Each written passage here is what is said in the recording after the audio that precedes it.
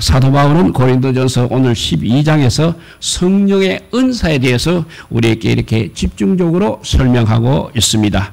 먼저 앞에 우리 읽지는 않았지만 앞에 1절에 보면 그것을 신령한 것이라고 말하고 있습니다. 성령의 은사를 신령한 것이라고 말하고 있습니다. 헬라어는 프류마티곤이라고 합니다. 은사 프류마티곤은 은사는 바로 프류마티곤은 성령을 뜻하는 푸뉴마라는 단어에서 파생된 것입니다. 은사가 이렇게 성령에 속한 것이라는 사실을 보여주고 있는 것입니다. 그래서 영어 성경은 이를 영적인 선물이라고 그렇게 번역하고 있습니다. 은사를 영적인 선물. 그리고 4절에 오늘 4절에 보면 은사라는 말을 사용하고 있습니다. 헬라어는 카리스마톤, 여기 4절에 나오는 은사는 카리스마톤이라는 말입니다. 헬라어입니다. 이는 신적인 측면을 우리 강조하고 있습니다. 즉 은사는 하나님의 사랑과 자비 때문에 오는 것이지 우리의 공로 때문에 우리의 노력 때문에 오는 것이 아님을 뜻하고 있는 것입니다. 그래서 먼저 은사의 목적을 한번 살펴보도록 하겠습니다. 7절입니다. 각 사람에게 성령을 나타남을 주심은 유익하게 하려 하심이라고 했습니다. 어떻게 유익하게 하냐면 첫째는 예수님을 주로 고백해 하기 위해서 이렇게 은사를 주셨습니다.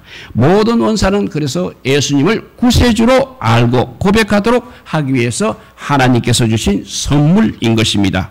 그래서 3절에 보니까 누구든지 성령으로 하지 않고서는 예수님을 주님으로 고백할 수 없다고 했습니다. 지혜의 은사를 통해서 예수님의 신성과 그의 대속적 죽음의 의미를 깨달을 수 있습니다. 그리고 또 믿음의 은사를 통해서는 예수님을 우리가 주님으로 영접할 수 있는 것입니다. 그리고 더 나아가 능력의 은사를 통해서는 많은 사람들에게 하나님의 능력을 보여줌으로써 효과적으로 그리스도의 복음을 또 전파할 수 있습니다. 실례로 오순절 방언의 은사는 바로 언어의 장벽을 단숨에 뛰어넘어서 생명의 말씀을 전파했던 것입니다. 이렇게 은사의 목적 첫째는 예수님을 주로 고백해 하기 위해서인 것입니다. 두 번째 은사의 목적은 믿음의 유익을 주기 위해서인 것입니다. 하나님께서 개인에게 성령의 은사를 허락해 주신 이유는 그 개인을 우상화하거나 그에게 어떤 카리스마적인 속성을 부여하여 주기 위한 것은 아닌 것입니다. 하나님께서 성령을 은혜로 주시는 성령의 은사를 주시는 목적은 각 사람에게 신앙의 유익을 주기 위해서입니다. 결과적으로 신앙의 유익은 결과적으로 교회에 또 유익을 주기 위한 것입니다. 어떤 사람은 방언의 은사를 받은 것을 자랑하면서 그렇지 못한 사람들을 업신여기고 멸시하는 사람도 있습니다. 그러나 그것은 매우 잘못된 행동입니다. 왜냐하면 그 사람은 교회에 유익을 주기 위해서 준 은사를 거꾸로 자기의 자랑의 기회로 사용했기 때문에 잘못된 행동인 것입니다.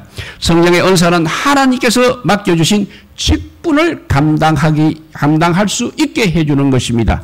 그가 사도이든 선지자이든 교사이든 간에 먼저 그 직분을 감당할 수 있는 개인적인 능력을 갖추어야만 하는 것입니다. 특히 오늘날 같은 어지러운 말세에는 영분별의 은사를 통해서 적 그리스도와 거짓 예언자들을 구별해낼 수 있어야 할 것입니다. 이렇게 은사의 목적 두 가지입니다. 첫째는 예수님을 주로 고백하기 위해서이고 두 번째는 믿음의 유익을 주기 위해서였다고 했습니다. 그 다음에 이제 은사의 종류를 한번 살펴보도록 하겠습니다. 은사의 종류는 8절에서 10절에 9가지로 나열되어 있습니다. 읽어보면 어떤 이에게는 성령으로 말미암아 지혜의 말씀으로, 어떤 이에게는 같은 성령을 따라 지식의 말씀을, 다른 사람에게는 같은 성령으로 믿음을, 또 어떤 이에게는 한 성령으로 병 고치는 은사를, 어떤 이에게는 능력 행함을, 어떤 이에게는 예언함을, 어떤 이에게는 영들 분별함을, 다른 이에게는 각종 방언을 말함을, 어떤 이에게는 방언을 통역함을 주시나니라고 했습니다. 첫째, 지혜의 말씀입니다. 지혜의 말씀은 영적인 지혜를 영적인 지혜를 말할 수 있는 능력을 뜻하는 것입니다. 영적 지혜라는 것은 바로 그리스도의 복음을 의미하고 있습니다. 왜냐하면 하나님의 지혜의 정수는 바로 그리스도의 구속 사역이기 때문인 것입니다. 따라서 이 은사는 복음에 의해서는 얻을 수가 없습니다. 오직 하나님과의 교통 가운데 얻어지는 진리인 것입니다. 이 진리는 우리 인간의 입장에서 본다면 어리석고도 미련하게 보입니다. 그렇지만 구원을 얻은 성도에게는 하나님의 능력이라고 했습니다. 그 말씀이 고린도전서 1장 18절 말씀입니다. 십자가의 도가 멸망하는 자들에게는 미련한 것이요 구원을 얻는 우리에게는 하나님의 능력이라고 했습니다. 이렇게 지혜의 말씀은 영적인 지혜, 특별히 그리스도의 구속 사역을 우리가 알게 된다는 진리입니다. 두 번째는 지식의 말씀입니다. 지식의 말씀은 영적인 능력에 따라 어떤 사항을 정확하게 파견하고 인식하게 해주는 은사를 뜻하고 있습니다. 이것은 복음을 변증하고 또 복음을 해석하는 데 필요한 지식의 청명을 가리키고 있습니다. 그러나 복음을 받아들이고 이해하고 또 그것을 다른 사람들에게 전하기 위해서 인간적인 용어와 논리체계를 세울 필요까지는 없습니다. 지식의 은사는 보다 실제적이며 구체적으로 생활의 여러 가지 상황들과 밀접한 관계를 맺고 있습니다. 이렇게 지식의 말씀이 바로 두 번째 은사라면 믿음의 은사가 세 번째 은사입니다. 믿음의 은사는 권능을 행할 수 있는 믿음을 뜻하고 있습니다. 겨자씨만한 믿음이 있어도 산을 옮길 수 있다고 했습니다. 그리고 겨자씨만한 믿음만 있어도 병자를 일으키고 가뭄 때 비가 오게 할 수도 있는 것입니다. 그 말씀이 성경 각군데 기록되어 있습니다. 먼저 마태복음 17장 20절에 보면 가라사대 너희 믿음이 적은 영고이니라. 진실로 너희에게 이르노니 너희가 만일 믿음이 한 겨자씨만큼만 있으면 이 산을 명하여 여기서 저기로 옮기라 하여도 옮길 것이요 또 너희가 못할 것이 없으리라고 했습니다. 또 야고보서 5장 15절에서 17절을 보면 믿음의 기도는 병든 자를 구원하리니 주께서 저를 일으키시리라. 혹 죄를 범하였을지라도 사하심을 얻으리라. 이러므로 너희 죄를 서로 거하며 병 낫기를 위하여 서로 기도하라. 의인의 강구는 역사하는 힘이 많으니라. 엘리야는 우리와 성령이 같은 사람이로되 저가 비 오지 않기를 간절히 기도한 적 3년 6개월 동안 땅에 비가 오지 아니하고 다시 기도한 적 하늘이 비를 주고 땅이 열매를 내어느니라고 했습니다. 그리스도인들에게 이러한 은혜를 주신 이유는 특별한 목적을 성취하기 위해서 하나님의 능력을 드러내야 할 필요성이 있을 때 하나님께 의지하도록 만들기 위해서 이렇게 믿음의 은사를 우리에게 준 것입니다. 네 번째 병 고치는 은사가 있습니다. 즉 신유의 은사는 여러 가지 질병을 또 하나님의 능력으로 고치는 것을 말하고 있습니다. 그리고 그 신유의 은사는 복음을 더 확증하기 위해서 주어지는 것입니다. 복음이 전파되는 곳에는 반드시 이 병 고치는 은사가 항상 수반되어 온 것을 우리가 볼 수 있습니다. 신유의 은사는 고통과 질병 그리고 죽음으로부터의 해방이라는 측면을 갖고 있습니다. 하나님의 자비와 사랑이라는 성품도 제시해주고 있습니다. 그리고 또 신유의 은사는 신앙과 밀접한 관계를 맺고 있습니다. 또 죄의 고백과 용서와도 깊은 관계가 있는 것이 바로 이 신유의 은사, 병 고치는 은사가 되겠습니다. 다섯 번째 은사는 능력 행함의 은사입니다. 이 능력 행함의 은사는 이적을 일으키는 능력을 가리키고 있습니다.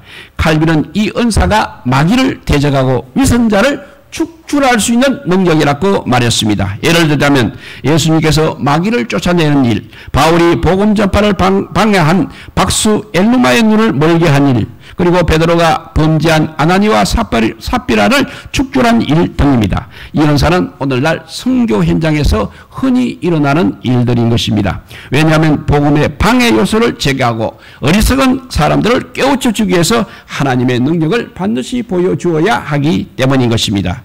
여섯 번째 은사는 예언의 은사입니다. 예언의 은사는 하나님으로부터 오는 말씀, 메시지를 말하는 능력이 되겠습니다. 이것은 예언이란 단어의 일반적인 용례처럼 그냥 먼 미래에 있을 가까운 미래에, 멀고 가까운 미래에 있을 일을 미리 말하는 그런 예언이 아니라 하나님의 뜻을 전달해 주는 것을 의미하는 것입니다. 그래서 성경의 다른 곳에서는 이 예언의 은사를 대언의 영이라고 그렇게 번역되어 있습니다.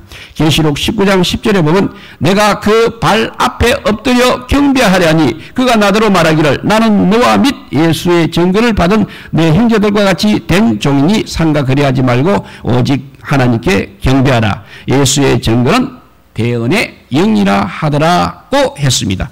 그러한 측면에서 볼 때 이것은 오늘날 예언의 은사는 설교자의 역할에 해당한다고 볼 수 있는 것입니다. 이제 일곱 번째 은사가 영분별의 은사가 되겠습니다. 영분별의 은사는 일반적인 상식이 아니라 소수의 사람들에게 하나님께서 허락해 주신 영적 통찰력을 말하고 있는 것입니다. 즉 참된 사역자들과 거짓 선지자들을 구별해 주는 능력입니다. 구약 시대에도 거짓 선지자들이 있었습니다. 또 신약 시대에는 거짓 교사들이 많이 있었습니다. 그래서 요한 1서 4장 1절에 보면 사랑하는 자들아 영을 다 믿지 말고 오직 영들이 하나님께 속하였나 시험하라. 많은 거짓 선지자가 세상에 나왔음이라고 했습니다. 오늘날에도 정말 많은 거짓 교사들이 활동하고 있습니다. 그러므로 이 영분별의 은사는 정말 우리에게 절실하게 필요한 은사라고 할 수 있겠습니다. 여덟 번째는 방언의 은사입니다. 방언의 은사는 또 크게 두 가지로 구별할 수 있습니다. 즉 사도행전 2장에 나오는 오순절의 방언은 자기들이 전혀 알지 못하는 다른 나라 언어, 외국어로 복음을 전파하게 했습니다. 이 경우에는 통역이 필요하지 않습니다. 성령이 임하셨다는 사실에 대한 확증인 것입니다. 또 그것은 불가항력적이며 일시적인 경험이라고 할 수 있겠습니다. 그래서 고린도전서 12장에서 14절에 나오는 방언이 있습니다. 두 번째 방언은 고린도 12장에서 14절의 방언은 사람들이 이해할 수 없는 영적인 언어로 말하거나 기도하는 것을 의미하고 있습니다. 따라서 그 내용을 통역하기 위해서는 그 내용을 알기 위해서는 자연히 통역이 필요합니다. 그래서 아홉 번째 은사가 바로 방언 통역의 은사가 되겠습니다. 방언 통역의 은사는 방언의 의미를 알려주어서 교회의 유익을 가져다 주는 것입니다. 그래서 방언 은사는 초자연적인 해석 능력이 되겠습니다. 그리고 방언의 은사에 보충적인 역할을 하고 있는 것입니다. 이와 같이 은사의 종류 9가지를 설명해 드렸습니다. 이제 세 번째는 은사의 필요성이 되겠습니다. 오늘 12절에 볼 것 같으면 몸은 하나인데 많은 지체가 있고 몸은 지체가 많으나 한 몸인 것 같이 그리스도도 그러하니라고 했습니다. 방언의 은사의 필요성 첫째는 다양한 지체들이 필요하기 때문입니다. 바울은 은사를 받은 성도들의 상호관계를 이렇게 인간의 몸으로 비유하고 있습니다. 먼저 인간의 몸에는 손과 발, 그리고 눈과 귀, 그리고 코 등과 같이 다양한 지체들이 많이 있습니다. 교회도 그와 같이 이렇게 다양한 직분들이 필요한 것입니다. 초대교회는 사도와 선지자와 교사와 능력 행하는 자와 병 고치는 은사를 가진 자와 방언을 말하는 자와 통역하는 자 등 다양한 사역자들이 있었습니다. 그래서 다양한 사역자 중에서 고린도전서 12장 28절에서 30절에 보면 이렇게 기록되어 있습니다. 하나님께서 교회 중에 맺을 세우셨으니 첫째는 사도요, 둘째는 선자요, 셋째는 교사요, 그 다음은 능력이요, 그 다음은 병 고치는 은사와 서로 돕는 것과 다스리는 것과 각종 방언을 하는 것이라. 다 사도겠느냐, 다 선자겠느냐, 다 교사겠느냐, 다 능력을 행하는 자겠느냐, 다 병을 고치는 은사를 가진 자겠느냐, 다 방언을 말하는 자겠느냐, 다 통역하는 자겠느냐라고 했습니다. 오늘날에도 그리스도의 복음을 선포하고 또 효과적으로 전파하기 위해서는 교회 내에 이렇게 다양한 은사를 가진 직분자들이 많이 필요한 것입니다. 이렇게 은사의 필요성 첫째는 다양한 지체들이 필요하다고 했습니다. 두 번째는 이 다양한 지체들을 통일된 몸이 통일된 몸으로 필요한 것입니다. 인간의 몸과 같이 그리스도의 몸된 교회도 이렇게 모든 지체들이 그냥 다양하게 있는 것이 아니라 조화를 이루는 가운데 각자 자기의 기능을 담당한 것을 요구받고 있습니다. 하나님께서는 몸 가운데서도 분쟁치 아니하고 여러 지체가 서로 조화 있게 활동하도록 만들어 주셨습니다. 따라서 만일 한 지체가 고통을 받으면 모든 지체도 함께 고통을 받고 한 지체가 영광을 받게 되면 모든 지체도 함께 즐거워해야 한다고 했습니다. 그래서 고린도전서 12장 27절에 보면 너희는 그리스도의 몸이요 지체의 각 부분이라고 했습니다. 이렇게 은사의 필요성 둘째는 다양한 지체들이 필요해서 그렇고 그리고 그 다양한 지체가 통일된 몸이 필요하기 때문에 필요하다고 말씀하고 있습니다. 이제 우리 오늘 은사의 말씀을 정리해 봅니다. 하나님께서는 성도들에게 신령한 선물, 즉 성령의 은사들을 이렇게 허락해 주셨습니다. 그것을 성령의 은사들을 주신 목적은 우리 주님을 첫째 구세주로 고백하고 또 개인과 교회의 유익을 가져다 주기 위한 것입니다. 그리고 은사에는 여러 가지 종류가 있다고 했습니다. 인간의 몸에 다양한 지체들이 필요하듯이 교회에도 여러 가지 종류의 은사를 가진 사람들이 필요한 것입니다. 그러나 그들은 서로 조화를 이루는 가운데 유기적인 통일성을 유지해야만 하는 것입니다. 사랑하는 성도 여러분, 교회 속에 자기가 아니면 안 된다는 그런 성도들이 없지 않아 있습니다. 많은 성도들이 자기를 칭찬해주고 자기 자신이 드러나기를 바라는 분들이 종종 있다는 것입니다. 그런데 우리 하나님 나라 일은 혼자 하는 것은 절대 아닌 것입니다. 하나님 아버지께서 각 사람에게 주신 달란트를 가지고 내가 먼저 작은 배려를 하면서 조화를 이루어가는 것이 우리 하나님의 뜻인 것입니다. 혼자보다는 여러 성도들이 합력하여 선을 이룰 때 하나님의 사랑과 능력이 더 크게 나타나는 것입니다. 자기가 섬기는 교회에 먼저 등록하였다고 해서 무슨 일이든지 독차지하려고 하면 나중에 등록된 성도는 소외당함을 느끼게 될 것입니다. 그러면 바로 교회 문을 가로막고 있는 것과 같은 것입니다. 나중에 등록하신 분도 함께 참여할 수 있도록 배려하는 사람이 바로 지혜롭고 성령님의 인도하심을 받은 성도라 할 수 있겠습니다. 그러므로 교회 속에서는 항상 남을 나보다 낫게 여겨야 합니다. 그리고 서로 협력하여 선을 이루어야 합니다. 그리고 하나님의 이름을 영화롭게 하는 성도들이 바로 복된 성도임을 복된 성도입니다. 그런 복된 성도들이 다 되시기를 우리 주님의 이름으로 축복드립니다. 기도하겠습니다. 사랑의 하나님 감사합니다.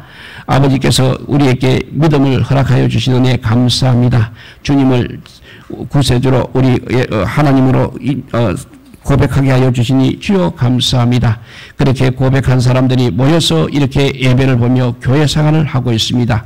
그런데 교회 생활에는 여러 가지 필요한 것이 많이 있습니다. 주님께서 주신 그 은사의 종류대로 필요한 것입니다. 모두들 은사를 다 받아서 아버지께 더 귀한 충성을 할 수 있게 하여 주시고 또 아버지와 같은 성도들을 서로 위로하고 또 배려할 수 있는 아버지와 은사도 허락하여 주시기를 간절히 비옵나이다. 그래서 항상 아버지와 기쁨이 넘치는 교회, 정말 은혜가 넘치는 교회, 하나님께서 기뻐하시는 교회가 되게 하여 주시옵소서. 모든 성도들 가정에도 마찬가지로 교회와 같은 가정과 같은 교회가 되어서 정말 이 나라가 아버지와 이 세상이 정말 하나님 나라로 이루어지게 하여 주시기를 주여 간절히 비옵나이다. 그렇게 하기 위해서 우리가 서로 아버지와 용서하고 서로 배려하고 서로 합력하여 성을 이룰 수 있도록 성령 하나님께서 늘 저희들을 인도하여 주시기를 간절히 빌고 원하올 때 우리 구주 예수 그리스도 이름으로 기도드리옵나이다. 아멘.